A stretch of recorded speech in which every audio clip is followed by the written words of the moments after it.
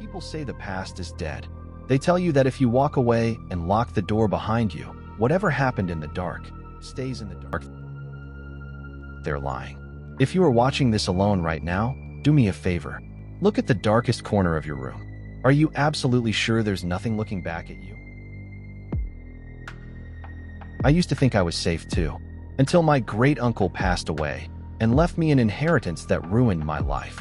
My name is Arthur, and if you watch this until the end, you'll understand why I haven't slept with the lights off in over 5 years. It was late October 2018. My great-uncle Silas had lived as a recluse in the deep woods of northern Maine. We hadn't spoken to him in decades. Honestly, my family thought he was crazy. When the lawyer called to tell me I had inherited his property, I thought it would be a quick flip. Drive up, assess the land, sell it, and go back to my life in Chicago. I arrived just as the sun was dipping below the tree line. The house was a towering, decaying monstrosity of Victorian architecture. It didn't look like a home, it looked like a tombstone. When I pushed the heavy oak front door open, the hinges screamed. The air inside was completely stagnant, heavy, and freezing. It was easily 10 degrees colder inside than out. I should have turned around right then. My gut was screaming at me to get back in the car and drive until my tank was empty. But logic is a foolish thing when you're standing on the edge of a nightmare.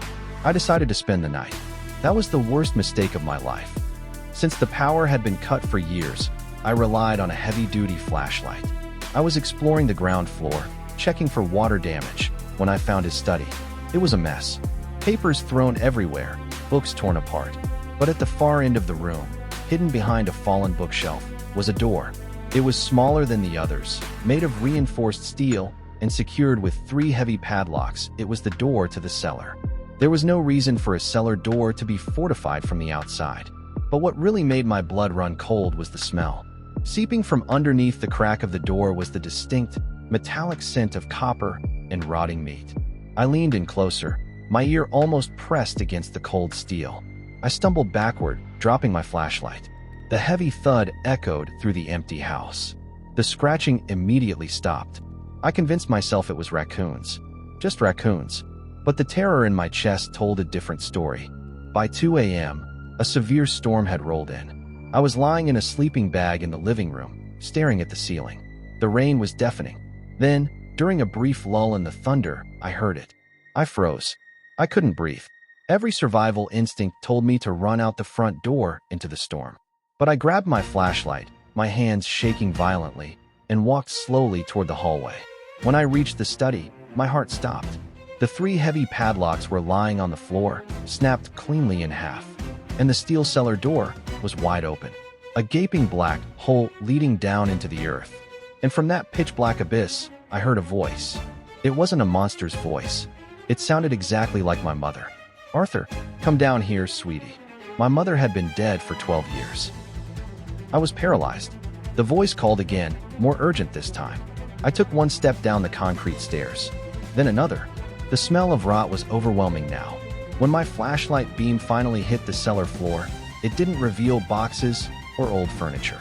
It illuminated a figure in the corner. It was impossibly tall, its limbs bent at unnatural angles, crouching facing the wall. It was wearing my great-uncle's old coat. I whispered, "Uncle Silas." The thing stopped moving. It slowly turned its head around. It didn't have a face, just smooth, pale skin where the eyes and mouth should be. But then, a slit opened on its throat, and in my mother's voice, it screamed, "You should have left." I ran. I don't remember getting to my car. I don't remember driving. I just ran. I never went back. I signed the house over to the state the very next day. But here's why I'm telling you this. Last night, I woke up at 3 a.m. I live on the 14th floor of an apartment building in the city. But from the other side of my locked bedroom door, I heard the scratching, and then I heard my mother's voice. Some things don't stay in the dark. Sometimes, they follow you home. If you enjoyed this nightmare, subscribe. And whatever you do, don't answer the door tonight.